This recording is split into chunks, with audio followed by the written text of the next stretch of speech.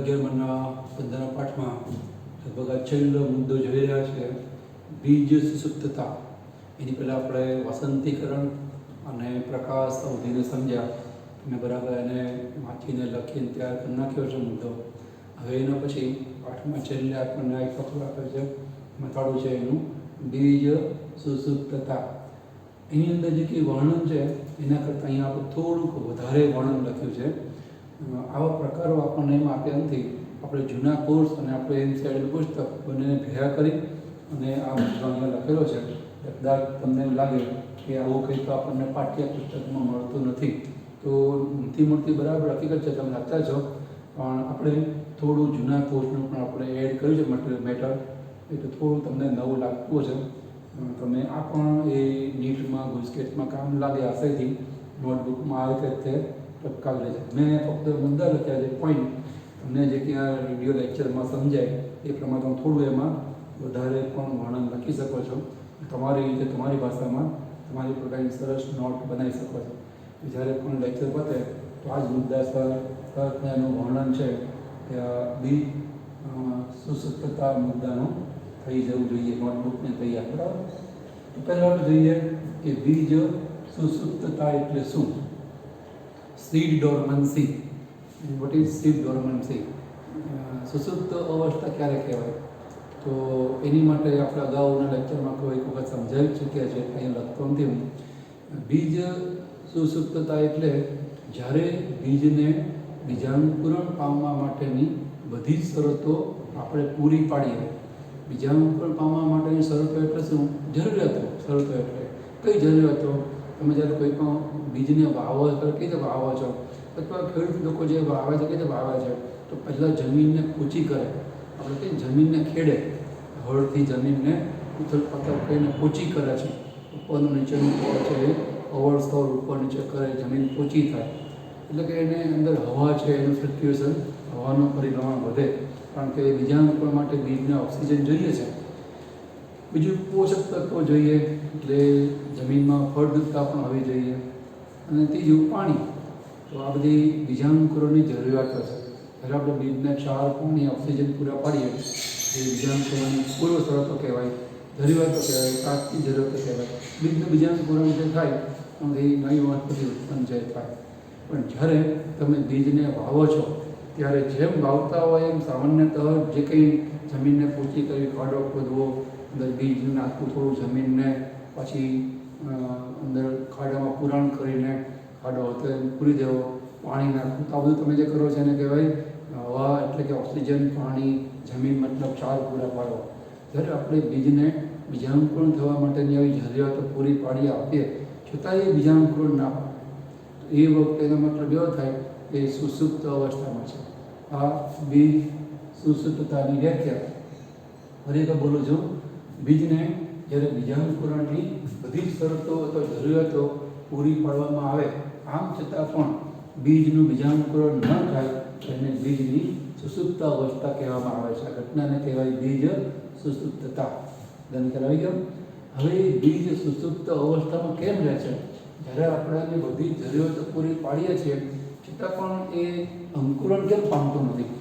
સુસુપ્ત અવસ્થામાં એટલે કે નિષ્ક્રિય અવસ્થામાં કેમ રહે છે? તો એના કેટલાક કારણો આપ્યા છે. બીજ સુસુપ્તતાના કારણો અથવા તો પ્રકારો કહેતા આપણે એને કારણો પણ કહી શકીએ. જે આ 4 કારણો છે એના કારણે બીજ જ્યારે એને બધી જરૂરિયાતો પૂરી પડે બીજાંકુરણની, તો પણ એ બીજાંકુરણ પામતું નથી. આપણે એક પછી જોઈએ, બધામાં થોડો ફેરફાર છે. એ છે પહેલું કારણ અથવા પહેલો પ્રકાર, એ છે બાહ્યજન્ય સુસુપ્તતા. બહારના વાતાવરણને કારણે એ સુસુપ્ત રહે છે. બીજું અંતઃજન્ય સુસુપ્તતા. એની અંદર કંઈક એવી પ્રકારની મુશ્કેલી છે, અડચણ છે, આંતરિક પરિબળની આપણે વાત કરીએ છીએ, જેના કારણે એ સુસુપ્ત છે. અંતઃજન્ય સુસુપ્તતા. એ સિવાય એકરૂપ.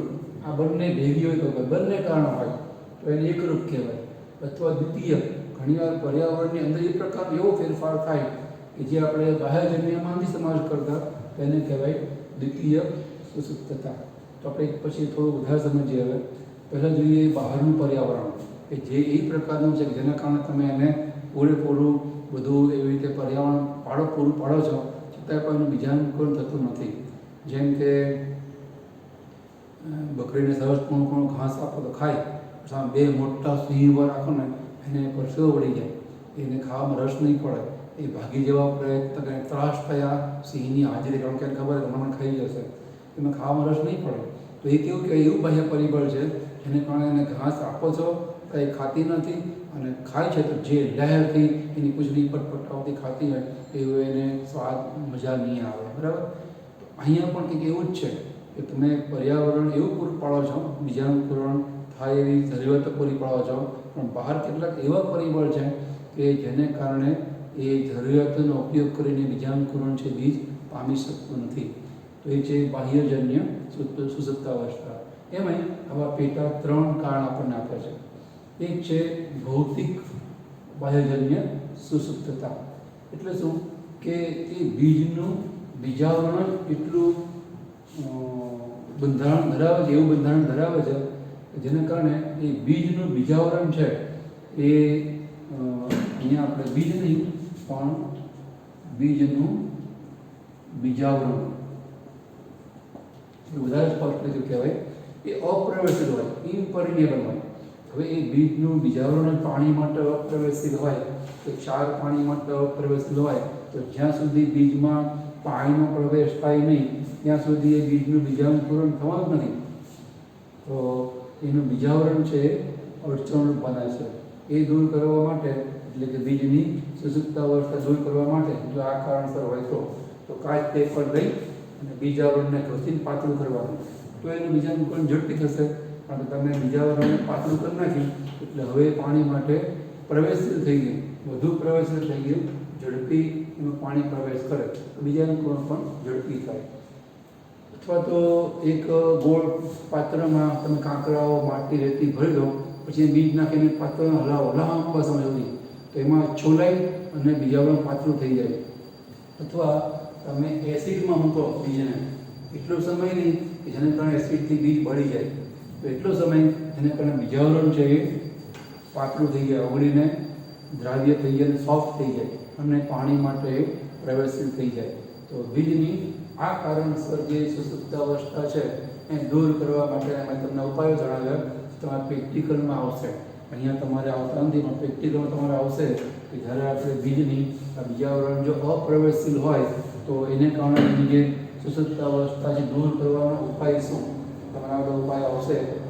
પ્રયોગ કરવાના નહીં આવે પણ તમારે સમજવાનું, સમજાવવાનું અને એના રીડિંગ લખવાના આવશે. એ તમને તમારા પ્રેક્ટિકલના જે કંઈ ફેકલ્ટી હોય જણાવશે. ટૂંકમાં આને કહેવાય ભૌતિક બાહ્યજન્ય સુસુપ્તાવસ્થા. આવી રીતે એને દૂર કરી શકાય. ટૂંકમાં બીજાવરણ અપ્રવેશિત હોય. બીજું એક કારણ છે એ છે યાંત્રિક બાહ્યજન્ય સુસુપ્તાવસ્થા. આ છે એ ફિઝિકલ, આ છે મિકેનિકલ. યાંત્રિક બાહ્યજન્ય સુસુપ્તાવસ્થા એટલે શું, એનો મેં ટૂંકો અર્થ લખ્યો જ છે. એનું બીજાવરણ છે ને એ એકદમ સખત કે જાડું હોય, એકદમ સખત કે જાડું બીજાવરણ. એટલે એમાંથી જે અંકુર ફૂટીને બહાર આવવાની ક્રિયા છે એ એટલી ઇઝી થઈ શકે નહીં, સરળ થઈ શકે નહીં, અને એને કારણે એ અડચણરૂપ પણ એ બને પ્રવેશ માટે. અપ્રવેશિત નથી, પ્રવેશિત છે પણ જાડું છે એટલે અંદર ક્ષાર પાણીને પ્રવેશવામાં ટાઈમ જાય છે. તો એને કહેવાય મિકેનિકલ હર્ડલ, યાંત્રિક અવરોધ કહેવાય. તો જે બીજના બીજાવરણ ઘણા જાડા હોય, એટલે કે જાડા હોવા પણ સખત પણ હોય, તો એમાંથી પાણી પસાર થઈ ઝડપથી અંદર દાખલ થઈ શકે નહીં.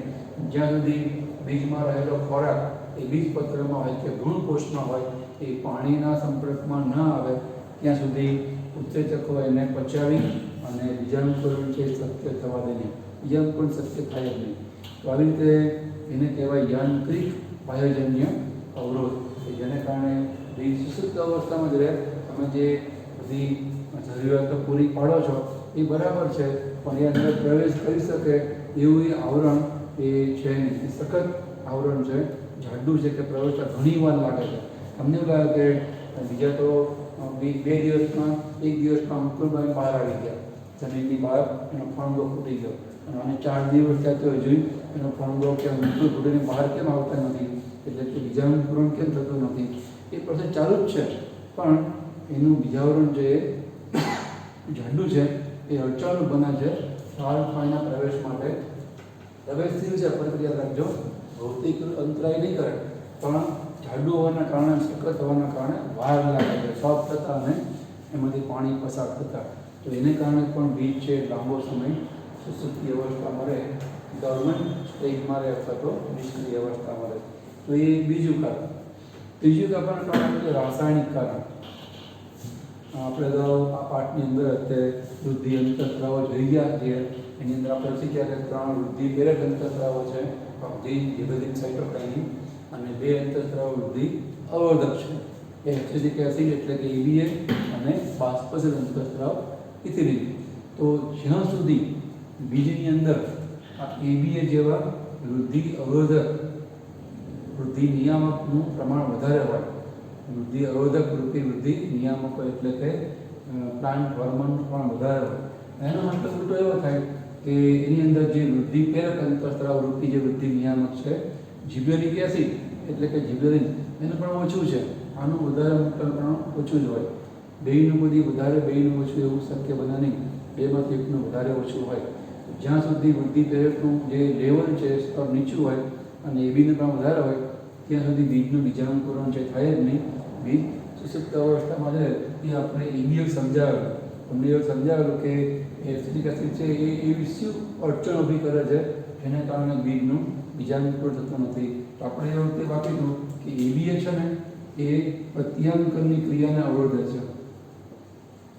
પ્રત્યાંકન આ જ પાઠમાં આપણે EBAમાં અવસ્થા સમજાવી હતી કે જે ખોરાકને પચાવવાના ઉત્સેચકો જે પ્રકારના પ્રોટીન છે એને આયર્ન બનાવે, આયર્નને DNAમાંથી બને.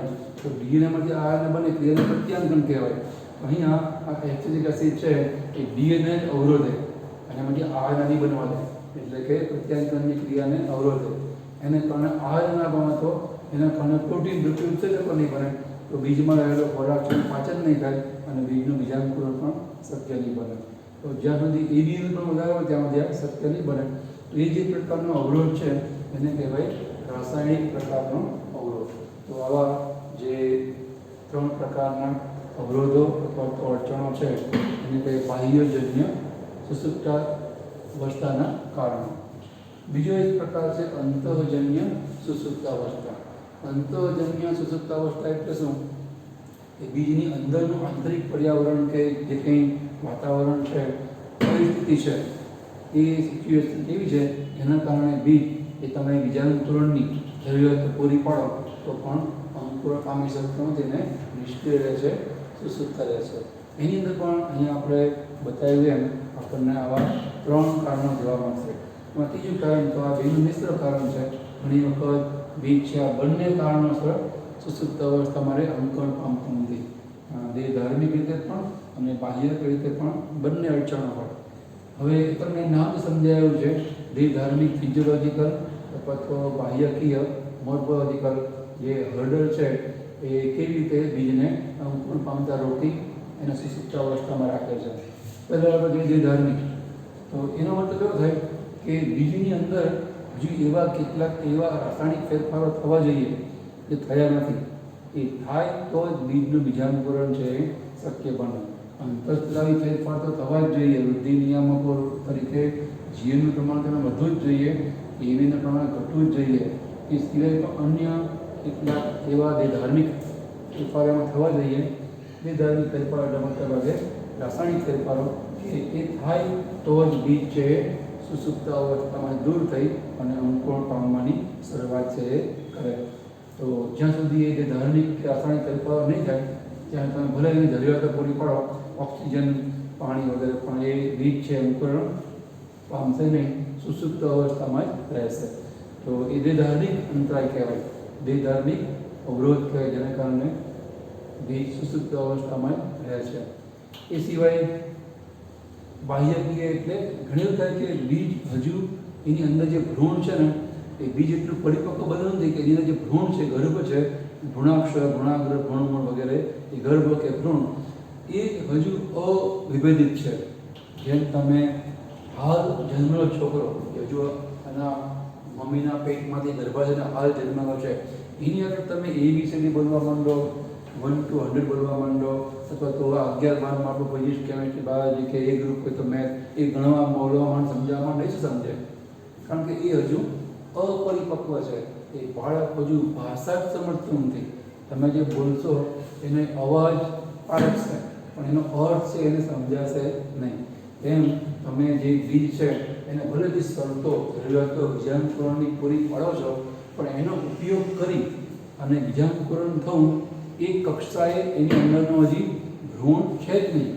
જેમ તમે અવાજ કરો તો એ તમને આ અવાજ સમજાય બોલો છો, એનો અર્થ સમજાય. તમે બાયોલોજી ભણો છો, તમને ખબર બાયોલોજી છે, એમાં વનસ્પતિની વાત ચાલે છે, વનસ્પતિ ધર્મ વિદ્યાની વાત ચાલે છે, બધી વિકાસ શીખે છે, શુદ્ધતા એટલે શું, કયા કારણ કરો, તમે હું જે બોલું એનો અર્થ સમજાય. તમે સમજો છો વ્યવહારમાં, બાર પ્રેક્ટિકલ લાઈફમાં કોઈ થતું હશે, થઈ રહ્યું છે, તમને આમ સમજાય. નાનો છોકરો જે મહિનાનો જન્મેલો હોય એને હું જે બોલું એ મારી સામે જોવો, તમે મારી સામે જોવો છો એમ, પણ એને ખાલી અવાજ સંભળાય છે, સમજાતું નથી, અર્થ નહીં સમજાય. એમ અહીંયા બીજનો જે ગર્ભ કે ભ્રૂણ છે એ હજુ અવિભેદિત છે, વિભેદન થયું જ નહીં. એટલે એને કારણે એ ઓક્સિજન, પાણી વગેરેનો ઉપયોગ કરી શકશે નહીં. એના કારણે બીજ છે એ અંકુરણ પામશે નહીં. એને આપણે કહીએ છીએ બીજ સુસુપ્ત અવસ્થા અથવા બીજ સુસુપ્તતા. તો આ કારણસર પણ બીજ સુસુપ્ત રહે. અને અહીંયા આપણે જેમ બંને ભેગા કારણ પણ હોય કે બીજના અંદરનો ભ્રૂણ હજી અવિભેદિત હોય અને રાસાયણિક ફેરફાર પણ ઈચ્છનીય થયા ના હોય, તો એને કહેવાય મિશ્ર પ્રકારનું કારણ, જેને કહેવાય મિશ્ર અંતરજન્ય સુસુપ્તતા. તો આ મુખ્ય બીજું કારણ બીજ સુસુપ્ત રહેવાનું. ત્રીજું કારણ છે એકરૂપ સુસુપ્તતા. એટલે ઘણી વખત આ બાહ્યજન્યમાં ભૌતિક કારણ પણ હોય અને અંતરજન્ય કારણોમાં ધાર્મિક કારણ પણ હોય. બંને કારણો ભેગા હોય તો એકરૂપ સુસુપ્તતા કહેવાય. એ આ મિશ્રની જેમ. નહીં તો આપણે સમજાવ્યા ભૌતિક અને ધાર્મિક અંતરાયો કે હર્ડર કે કારણો સમજાવે એટલે આપણે એની વાત કરતા નથી.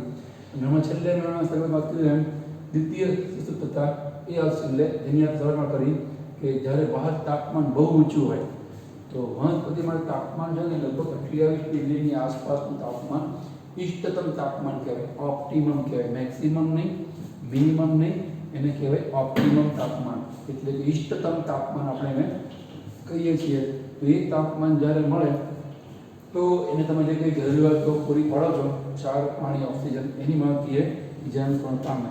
પણ જો તાપમાન અતિશય ઊંચું હોય, પુષ્કળ ગરમી પડતી હોય, તમે જ્યારે વાવેતર કરો એની અંદર બીજનું બીજાંકુરણ થાય નહીં, આપણું વાવેતર છે એ નિષ્ફળ જાય.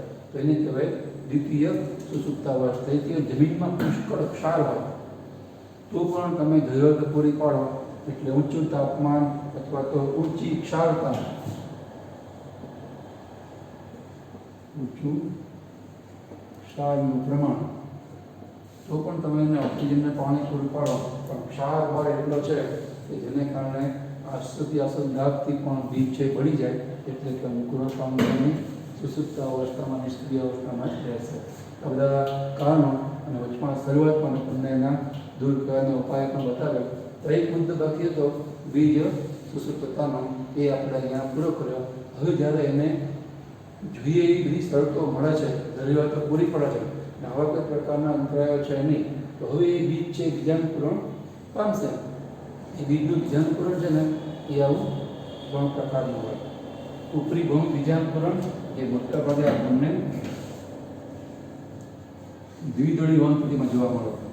અધોભૌમ બીજાંકુરણ જે આપણે મોટાભાગે એકદળી વનસ્પતિમાં જોવા મળે. અને આ જરાયું બીજાંકુરણ જે આપણે દરિયાઈ વનસ્પતિ તિવાર નામની વનસ્પતિમાં જોવા મળે. ઉપરી ભૌમ બીજાંકુરણ હતું તો આપણને ખબર છે, માનો કે આપણે વાલ છે એ જમીનમાં ઉગાવણ નાખીએ તો અમુક ટાઈમ પછી એમાં આવી રીતે અંકુર ફૂટે, ફણગો ફૂટે. ચણામાં ફણગાવે છે એમ વાલમાં ફણગો ફૂટે મતલબ અંકુર ફૂટે. અને પછીથી એની અંદર આવી રીતે એ આમ કમાન આકારે વળે અને ઉપર દ્વિતીયક મૂળો પણ ઉત્પન્ન થાય. પછી એ સીધું થઈને બહાર આવી જાય અને બહાર આવે ત્યાં સુધીમાં કમાન થઈ બહાર આવી જાય. ત્યાં સુધીમાં આ બીજપત્રોમાં સંકળાયેલા ખોરાક ઘણા વપરાઈ ગયા હોય, કારણ કે બીજપત્રમાં સંકળાયેલા ખોરાકની નથી વૃદ્ધિ વિકાસનું કામ ચાલે છે.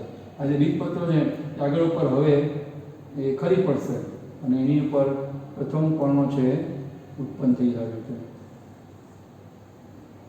અહીંયા બંને બીજપત્રો હતા એ ખરી પડે છે. તો દ્વિદળી વનસ્પતિમાં બીજાંકુરણની આ મેથડ છે, આ ક્રમ છે. તો જ્યારે બીજાંકુરણ દરમિયાન આ બંને બીજપત્રો જમીનની બહાર આવે કે તેને કહેવાય ઉપરી ભૂમિક બીજાંકુરણ. ભૂમિ એટલે જમીન, ઉપરી એટલે ઉપર. બીજપત્રો બીજાંકુરણ દરમિયાન જમીનની ઉપર આવી જાય તેને કહેવાય ઉપરી ભૂમિક બીજાંકુરણ. તમારા પત્ર કવર કરજો, તમારા ઘરે તો જોવા મળશે. જે ચોમાસામાં સ્ત્રીઓ છોકરીઓ વ્રત કરે તો એ વ્રતમાં જવારા હોય, 5 ધાન માટીમાં કોડિયામાં નાખીને ઉગાડે છે.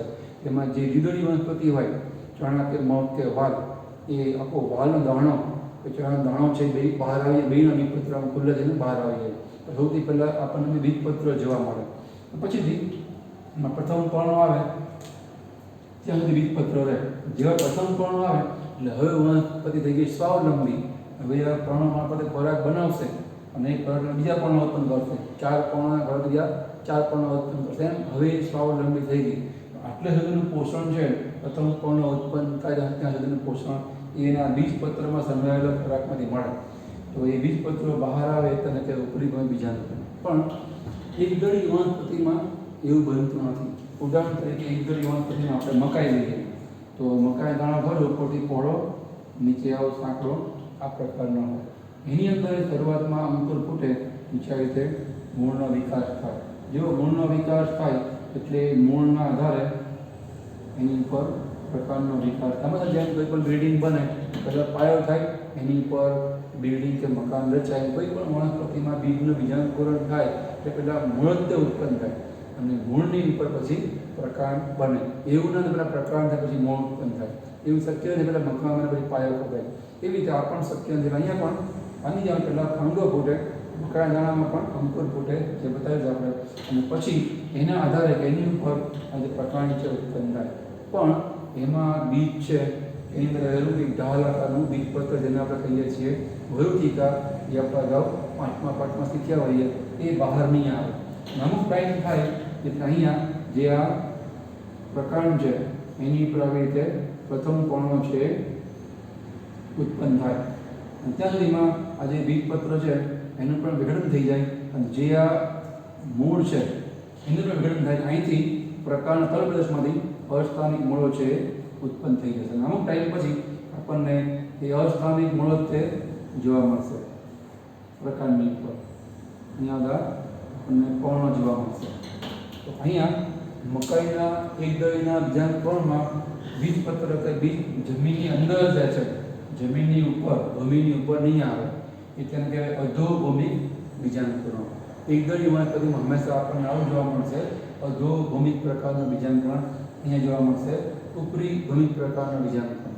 એના ઉપર આપણે શબ્દ સમજીએ કે જો આપણે જ્યાં સુધી અહીંયા બીજપત્ર હોય ત્યાં સુધી આપણે પ્રકાંડને ધરીને પ્રકાંડ કહી શકતા નથી. વનસ્પતિની હવાઈ ધરી છે એને આપણે પ્રકાંડ કહી શકશો નહીં. જનરલી આપણે વનસ્પતિની ભૂગર્ભીય ધરી એને મૂળ કહીએ અને હવાઈ ધરી એને પ્રકાંડ કહીએ છીએ. અને આપણે પ્રકાંડ કહી શકશું નહીં. પ્રકાંડ તો ત્યારે જ એની ઉપર પર્ણો ઉત્પન્ન થાય. તો પર્ણો ઉત્પન્ન થાય એની પહેલાં એની બધી બીજપત્રો છે. તો બીજપત્ર ત્યાં શું કહેવાય એને? તો બીજપત્રથી ઉપરનો ભાગ એને કહેવાય ઉપરાક્ષ. અને બીજપત્રથી આ નીચેનો ભાગ એને કહેવાય અધરાક્ષ. અક્ષ. બીજપત્રથી ઉપરની અક્ષ એટલે ઉપરાક્ષ. ઉપરની અક્ષ છે હજુ આ ગર્ભાવસ્થામાં, ભ્રૂણી અવસ્થામાં કહેવાય. જ્યાં સુધી પહેલાં પણ ના બને ત્યાં સુધી આપણે બાળ છોડ કહેતા નથી. એટલે આપણે હજુ ગર્ભાવસ્થા કે ભ્રૂણી અવસ્થાનો છોડ ગણીએ છીએ. એટલે આની ધરી કહેવાય. ગર્ભની કે ભ્રૂણની ધરી એને આપણે ભ્રૂણાક્ષ કહીએ છીએ. ભ્રૂણાક્ષનો બીજપત્રનો ઉપરનો ભાગ ઉપરાક્ષ અને એ ભ્રૂણાક્ષનો, ભ્રૂણીય ધરીનો બીજપત્ર નીચેનો ભાગ એને કહેવાય અધરાક્ષ. તમે ખ્યાલ આવી ગયા. હવે આને ઉપરાક્ષ અધરાક્ષ નહીં કહેવાય. અહીંયા બીજપત્રો ખરી ગયા, હવે આને પ્રકાંડ કહેવાય. હવે પર્ણો ઉત્પન્ન થઈ ગયા એટલે પ્રકાંડ તરીકે કહેવાય. હવે અહીંયા બીજપત્ર ખરી ગયા ડાઘો છે લાંબા સમય પણ નીકળી જશે દ્વિતીય વૃદ્ધિ પછી, પણ હવે એને કયા પ્રકાર એની પહેલાં આપણે એને કહીએ છીએ ઉપરાક્ષ અને ઉદરાક્ષ. બીજપત્રની ઉપર ધરી નીચેની ધરી. એવું અહીંયા આપણને એકધરીમાં જોવા નહીં મળે. તમે જો એકધરી વનસ્પતિ છે એમાં બીજપત્ર જ ઉપર નથી આવતું. બીજપત્ર જો ઉપર ના આવે તો આપણે કોના આધારે કહીશું ઉપરાક્ષના ઉદરાક્ષ. અહીંયા એકધરી વનસ્પતિના બીજના બીજાંકુરણ દરમિયાન આપણે પ્રકારને જ જોવા મળે. એની અંદર આપણે ઉપરાક્ષના દ્રાક્ષ એવું કહી શકશું. અહીંયા આપણને ઉપરાક્ષના દ્રાક્ષ એવું જોવા મળે, અહીંયા જોવા મળશે, બરાબર. અને અહીંયા એટલા માટે દ્વિદળી વનસ્પતિમાં આ મૂળતંત્ર છે એ કાયમી છે. ભ્રૂણ મૂળમાંથી ઉત્પન્ન થયેલું પ્રાથમિક મૂળ કાયમી રહે છે, એટલે આ ચોટીમય મૂળ કહેવાય. અહીંયા એ નાશ પામે છે. એનું કારણ કે આ દ્વિદળી વનસ્પતિ બહુ વર્ષાયી વનસ્પતિ છે, લાંબો સમય ટકવાનું છે. એટલે એનું મૂળતંત્ર ઊંડાઈ જાય અને મજબૂત રીતે સ્થાપનનું કામ કરી આવે. આ જે મકાઈ જેવી વનસ્પતિ છે એ એક વર્ષાયુ કે ત્રિમાસિક વનસ્પતિ છે, 3 મહિના પછી ઉકળી જવાની છે. એટલે એનું મૂળતંત્ર ઊંડાઈ જાય એનો કોઈ અર્થ નથી, એની જરૂરત નથી. એટલે જે આ ચોટીમય મૂળ છે એ વિકાસ પામવાની શરૂઆત કરે છે પણ લાંબો સમય રહેશે. થોડોક સમય નાશ પામે. નાશ પામે પહેલાં પ્રકાંડ કલ્પરસમાંથી આવા અસ્થાનિક મૂળ છે એ ઉત્પન્ન થઈ જાય. એને આપણે કહીએ છીએ અસ્થાનિક મૂળ. તો આવી રીતે આને કહેવાય ઉપરી ભૂમિ મૂળ. ઉપરી ભૂમિ બીજાંકુરણ જેમાં ચોટીમય મૂળતંત્ર હોય, અને કહેવાય અધોભૂમિ બીજાંકુરણ જેમાં તંતુમય મૂળતંત્ર હોય કે અસ્થાનિક મૂળતંત્ર હોય. આની અંદર આપણને અદ્રાક્ષનો ઉપરાક્ષ જોવા મળે ઉપરી ભૂમિ બીજાંકુરણમાં, જ્યારે અધોભૂમિ બીજાંકુરણમાં આપણને અદ્રાક્ષનો ઉપરાક્ષ એવી રચનાઓ જોવા મળશે. એ તમને હવે સમજાય એવું છે. અને છેલ્લે પાઠના છેલ્લા મુદ્દાનો છેલ્લો પેટા મુદ્દો જોઈએ આપણે, એ છે જરાયુજ બીજાંકુરણ. આ જે તિવાર જેવી દરિયા કિનારાની વનસ્પતિ છે એ વનસ્પતિઓ આવી રીતે વૃક્ષ પ્રકારની હોય, અને એની ઉપર જ્યારે કોઈ ફળ છે ઉત્પન્ન થાય છે, આનું કહેવાય એનું ફળ છે, તો એની અંદર ફળની અંદર આપણને બીજ પણ જોવા મળશે. તો એ જે બીજ છે ને એ ફળમાં રહે જ અંકુરણ પામે. કારણ કે અન્ય વનસ્પતિ જેવું પર્યાવરણ કે જમીનનું વાતાવરણ કે જમીનની સ્થિતિ એ આ જરાયુજ બીજાંકુરણ દર્શાવતી દરિયા કિનારે તિવાર જેવી વનસ્પતિ નહીં મળે. કારણ કે દરિયા કિનારા છે, દરિયા કિનારે વારંવાર ભરતીના ઓટ આવવા જવા ચાલુ છે. તો ભરતી આવે એટલે પાણીથી જમીન તરબતર થઈ જાય. ઓટમાં તો પાણી તો રહે પણ ઘણું પાણી જમીનમાં શોષાયેલું હોય. પાણી તો ઉડી જવાનું, આપણને ખબર છે દરિયામાં પુષ્કળ ક્ષાર હોય, તો એ ક્ષાર હવે ત્યાં રહેવાનું. દરિયા કિનારાની વનસ્પતિઓ છે ક્ષારથી તરબતર હોય, એટલે એ છે એ લવણીય વિસ્તાર છે.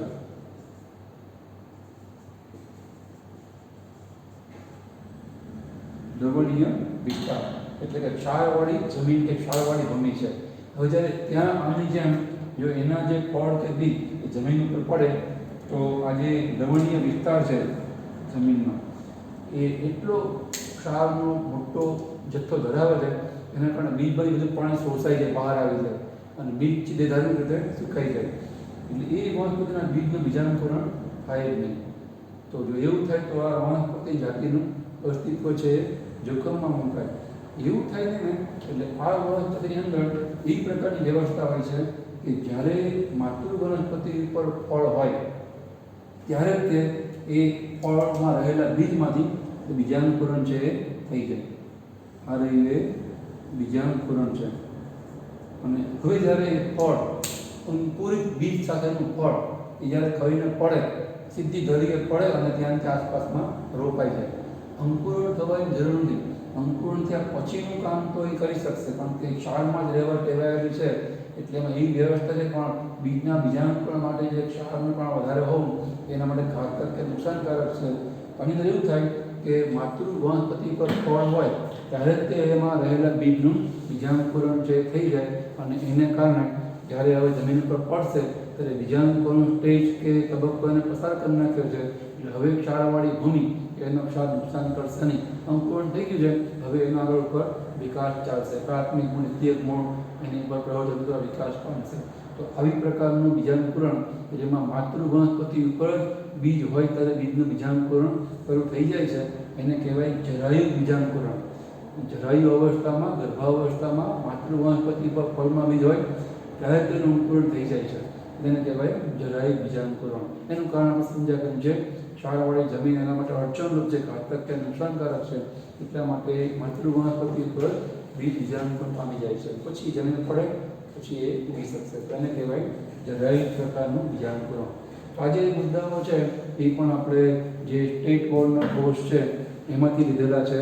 એનસીઆરટી બુકમાં આપણને આવું આપ્યું નથી, પણ સુસુપ્ત અવસ્થાની અંદર આ મુદ્દો કનેક્ટેડ છે કે બીજ સુસુપ્ત હોય પણ સુસુપ્ત અવસ્થા દૂર થાય પછી તો બીજાંકુરણ થાય ને, તો એ બીજાંકુરણ થાય એ વખતે એમાં જે કે આપણને પ્રકારો ઘટનાઓ જોવા મળે એને આપણે 3 પ્રકારના રૂપમાં અહીંયા સમજ્યા. અહીંયા બીજાંકુરણ સાથે બીજ સુસુપ્તતાનો મુદ્દો પૂરો કરીએ છીએ. ત્યાંથી આપણો 5મો પાઠ પતે છે. ચોથું યુનિટ પણ આપણું પતે છે. આપણે 1 થી 15 પાઠ એ વ્યવસ્થિતપણે સમજ્યા. એને એક ટેસ્ટ થઈ, હજુ પણ આગળ પર ટેસ્ટ આવતી રહેશે. હવે આપણે છેલ્લું યુનિટ છે 5મો એકમ કે 5મો યુનિટ, એ છે પ્રાણી દેહ ધર્મ વિદ્યા. 16 થી 22 7 પાઠ છે એ આપણે નેક્સ્ટ ટાઈમ શરૂ કરશું. તમને ભણવાની મજા આવશે, પણ તેની અંદર આપણા શરીરમાં જોવા મળતા માનવ તંત્રો સમજવાના છે. પાચન, પ્રજનન, ઉત્સર્જન, શ્વસન. એમાં પ્રજનન તંત્ર છે એ 12મા ધોરણમાં 3જા પાઠમાં આવશે. પણ એ સિવાયના 6 તંત્રો કોઈ પણ પ્રાણીમાં, ઉચ્ચ પ્રાણીઓમાં, પૃષ્ઠવંશી પ્રાણીઓમાં કુલ 7 તંત્રો હોય. એ પૈકી પ્રજનન તંત્ર આપણે 12માં શીખશું. એ સિવાય 6 તંત્રો આપણે આ 7 પાઠમાં શીખવાના છે. 7મું એક છે અંતઃસ્ત્રાવી તંત્ર, એટલે કે અંતઃસ્ત્રાવ. એમ થઈને કુલ 7 આપણને પાઠ આપેલા છે. 6 તંત્રોને અંતઃસ્ત્રાવ વડે પાઠ એમ કહીને 7 પાઠ શીખવાના છે. શીખવાની મજા આવે છે, કારણ કે આપણે આપણું હ્યુમન બોડી શીખી રહ્યા છે. અને જે સ્ટુડન્ટ બી ગ્રુપના વિદ્યાર્થીઓ કે તમને માણસના કંઈ રસ પડે, બધાનું લક્ષ્ય મોટા ભાગે એ મેડિકલ લાઈનમાં જવાનું હોય, તો તમને માણસ શરીરને સમજવા માટે એ ઇન્ટરેસ્ટ, જિજ્ઞાસા હોય એટલે મજા આવશે. તો આપણે હવેના જે 7 પાઠ છે 15 થી 22 પ્રાણી દેહ ધર્મ વિદ્યાના, એ જ્યારે પણ આપણે નેક્સ્ટ ટાઈમ લેક્ચરમાં મળીએ ત્યારે શરૂ કરશું. અહીંયા આપણે ટકે છીએ દરેક વખતે જેમ સર છે તે ભલે આપણા પાઠ્યપુસ્તકમાં બાબતો આપી નથી, જરૂર પર વિડીયો રિવર્સ ફોરવર્ડ કરી સ્ટોપ કરીને આખી નોંધ છે સરસ પણ નોટમાં બનાવી લો, અને પછી આપણે પાઠને પૂરું કરીએ અને પાનું જોડી નવા પાનાથી આપણે નવું યુનિટ છે એ શરૂ કરશું. અહીંયા આપણે અટકીએ છીએ.